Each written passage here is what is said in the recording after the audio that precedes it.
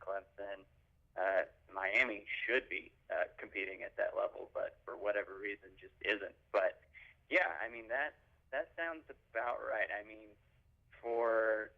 There's minor fluctuation at the periphery where every now and then you get a team that exceeds expectations. But for the most part, your Alabamas, your Auburn, your Southern Cals, your Florida State are the schools with the money and the tradition and the resources to go out and get the best players and the best coaches, and a lot of times, the best players in the country are being grown in the states that those schools are in, so they just have a lot of natural advantages that aren't present for many teams, even teams that enjoy some measure of success. Maybe win their division once every 10 years or so in a Power 5 conference. They just don't have that. No, you're exactly right, and you just don't think of it that way. We get so hyped up with college football, and everybody thinks that their team has a legit shot at the beginning of the year before everybody starts playing. But what reality is telling us is there really only about 20 teams that have a legit shot on a year in and year out basis, and it's just truly kind of mind-boggling when you kind of try to grasp all that. Let's talk about what you wrote, Connor, about the teams in the SEC and the biggest question marks, and I'll kind of kick it over to you, and we'll just kind of go through each division first. We'll start over on the Eastern Division side, and I'll just flat ask you who your favorite is over there and why, and then we'll go from there. I think Georgia. They have the most stability. They have the best returning players, I think, and that combined with the level at which they've been recruiting over the past couple of years. The question is, of course, going to be at the quarterback position. Right now, you've got Bryce Ramsey, and I don't have a precise pronunciation on this, but Fountain Bata, something like that, are fighting it out. And the quarterback position is so important. We're finding, you look at Florida State struggling for years, not really meeting expectations, and all of a sudden they get this incredible quarterback in Jameis Winston, and they're winning national championships. So for all that Florida has going for it, if the quarterback position isn't settled, they could be in a little bit of trouble. Behind Georgia right now, I like Tennessee, and I worry about that a little bit just because, and I mentioned this in my piece on 247Sports, is, Tennessee's been recruiting well ever since Butch Jones got to Knoxville. But, last year they didn't beat any really good SEC teams. The best team that they beat was the worst South Carolina team since maybe 2008 or 2007. So that's not really saying a lot. That said, there's a lot to like. Josh Dobbs, I think, is going to be excellent for them. They returned 20 of 22 starters from last year, and they just have so much talent on that team. It's really incredible to think about where they were just 2 years ago. But until they are able to, not just get bowl eligible by beating the bottom feeders in the SEC East, the Vandy's, the Kentuckys, it's going to be a big question and something that I want to see them do before I comfortably put them as a contender for the SEC East. So I think Georgia is probably going to be my favorite heading into the season here. Connor, one of the things that we have, it seems like this is on repeat every year. Hear the same thing we utter every year. We just seem to gravitate back to Georgia, and Georgia ends up dropping the ball, no pun intended, and falling on their face. You got a Missouri team that, frankly, still nobody really gives a lot of respect to, and they've only won the East 2 consecutive years in a row. Now, I know they've kind of had it handed to them 2 times by Auburn and Alabama, but, give them credit where credit's due. Georgia, to me, and we brought this up on this program before, Connor, I'd like your take on it. How many more years are we going to keep saying Georgia's got the best team and the best athletes and everything and the right ingredients to be SEC Eastern Division champions, and they can't get it done. I mean, to me, they have blown the biggest opportunity in school history. Tennessee's been terrible. Florida's been terrible for the last 3 or 4 years. South Carolina seems to be the thorn in their side, and South Carolina has really missed an opportunity, if you want my opinion, with Steve Spurrier only going to one SEC championship game. And you let New Missouri come in, who everybody thought would be a bottom feeder in the East, with Vanderbilt and Kentucky, come in and steal 2 years from you. To me, Georgia, if they look back on this period of time, they're gonna be. I don't think they realize how badly they've underachieved. Yeah, I think if you're a Georgia fan, you've definitely got to be a little bit frustrated. I mean, if you're bringing in top 5 recruiting classes every single year, and you should be expecting to win the SEC East, such as it has been over the past 5 or 6 years. With Florida being down, and I think they're probably going to continue to be down this year. There's just really not a reason for them to have been to Atlanta as few times as they have over that time span. And my colleague J.C. Sherbert wrote something earlier this week sort of pointing out that, in the context of Georgia, historically in the SEC, they've been very good under Mark Richt. I don't remember the stats right off the top of my head, but they've done much better under Mark Richt than they have at pretty much any other point in their program's history, talking on a consistent year in, year out basis. I guess if we're going to throw out the 6-6 2010 season, or I guess it was 6-7. But yeah, it's frustrating if you don't win the East, especially last year with that Missouri team was fine, but not great.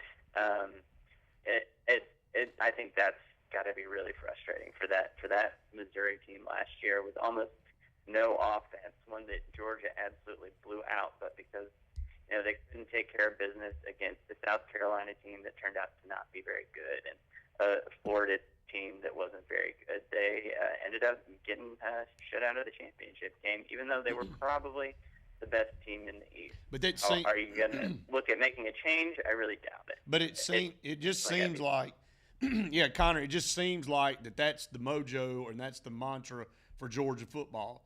I mean, they clearly were the better team last year, and they still couldn't find a way to get out of their own division.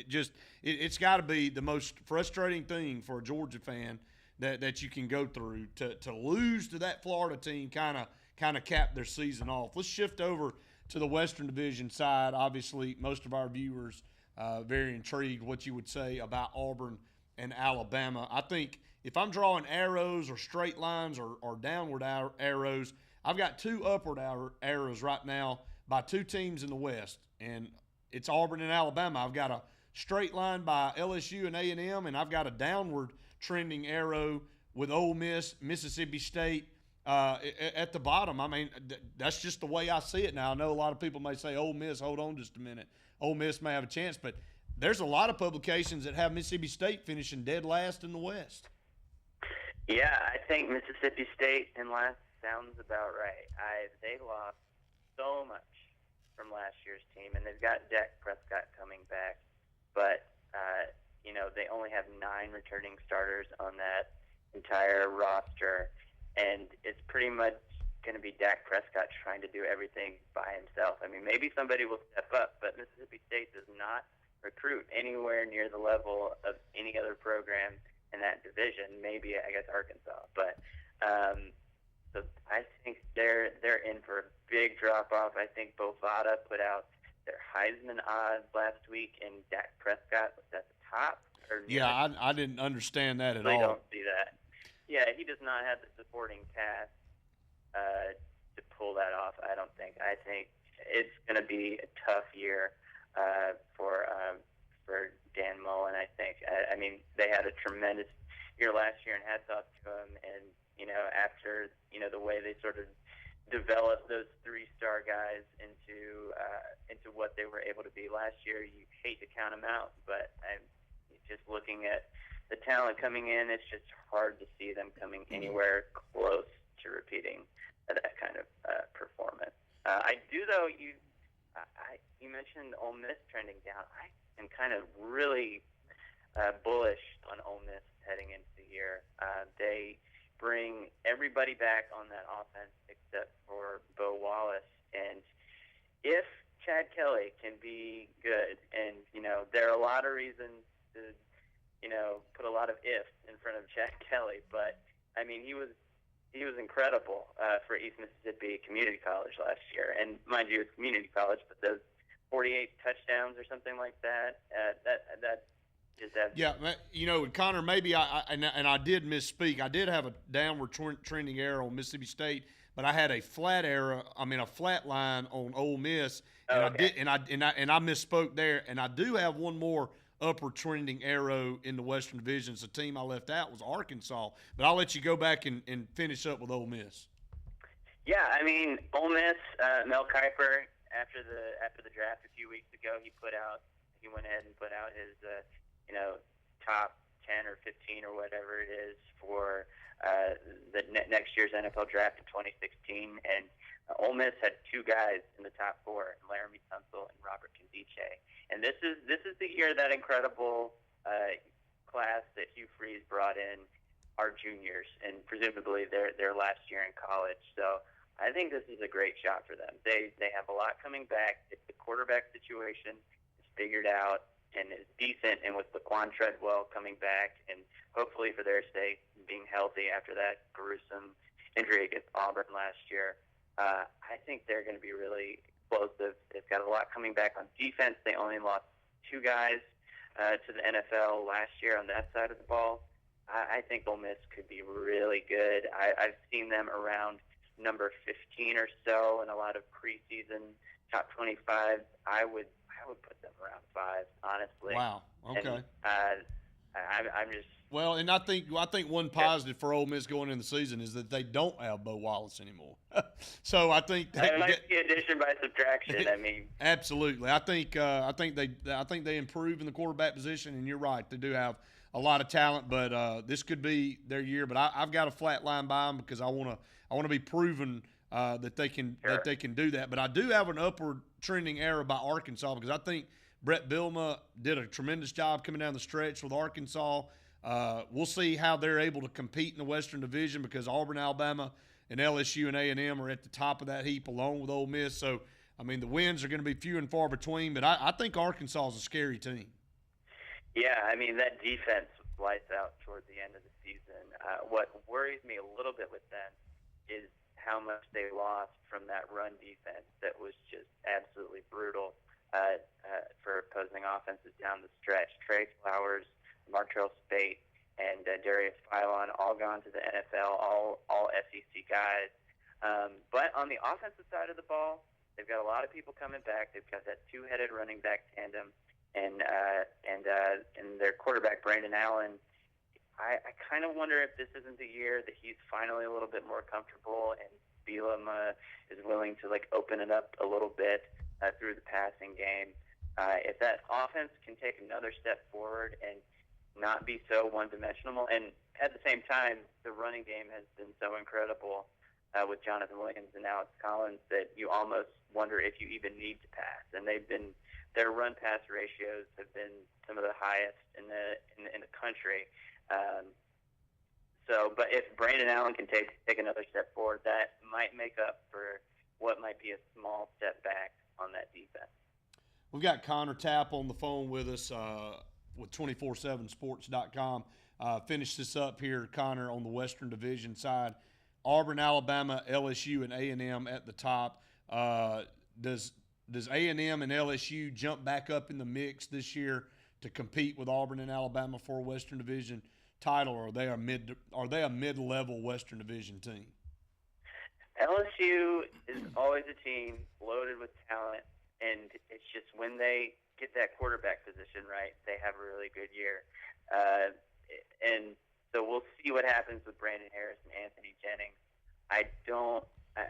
You just really don't know with them. I mean, they've got great talent at receiver and running back, and they are a little thin on the defensive line after losing some talent to the NFL. They brought plenty of talent in with this recruiting class and brought in Ed Orgeron to coach those guys. So I like that in the long term, but I wonder if they'll have some issues in the early going here. Texas A&M, they haven't been wanting for talent. They've been recruiting at the top of the SEC ever since they joined the conference. So it'll be interesting to see if John Chavis can mold this unit into their defensive unit into something that allows them to compete, because their offense really didn't fall off all that much last year, especially once they got Kyle Allen in there. And if that defense they've never really had a top of the conference or top half of the conference defense in terms of yards per play allowed. And if they can do that and sustain their level of production on offense with all of those weapons that they have, beating Noyle and all those guys, and Kyle Allen maybe taking another step forward, then they could be good. Alabama, they recruit so well. Everyone knows this, but I think this is going to be a tough year for them in that, especially on offense, they're pretty much starting from scratch. They're returning just 11 starters on both sides of the ball, which ranks hundredth in FBS. But if anyone is equipped to replace what Alabama lost last year, it's Alabama.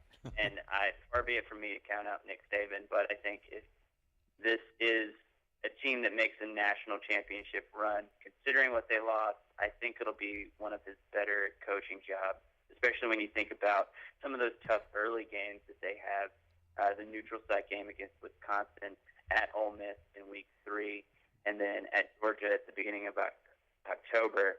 If they don't have their ideal personnel situation figured out, you could find yourself dropping one or two of those games, and at that point, national championship hopes are pretty much out the window. So it'll be interesting to see how quickly they're able to find their best 22 players. Yeah, it will be interesting to see. And then finally, your take on Auburn, Connor. Auburn, I mean, I think they'll be better. Will Muschamp's a very good defensive coach. Auburn fans know that. I almost wonder if the Will Muschamp hype train isn't getting a little bit too ahead of itself.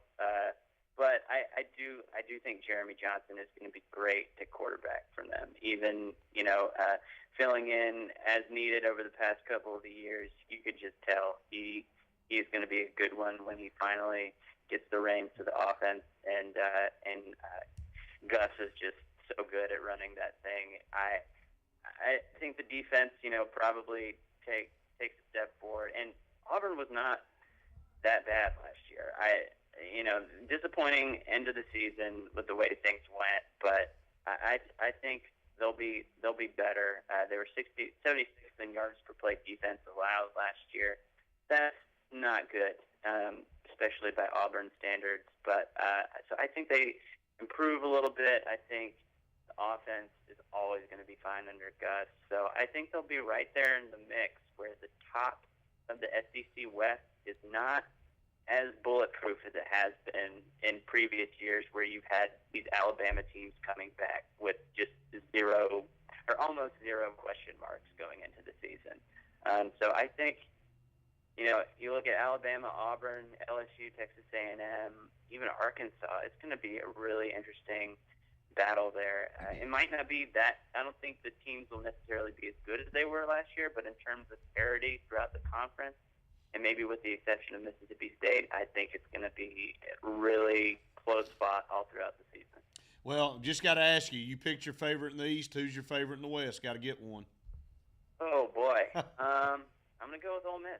Going to go with I'm Ole really Miss. liking the Rebels this year. Ole Miss makes it to their first ever SEC championship game since the divisions back in '92. Well, I tell you what, Connor, it's been a pleasure having you on the program. We really appreciate you taking time out to join us, and we look forward to having you on again soon. Absolutely, anytime. Thank you so much. We appreciate it. That's Connor Tapp with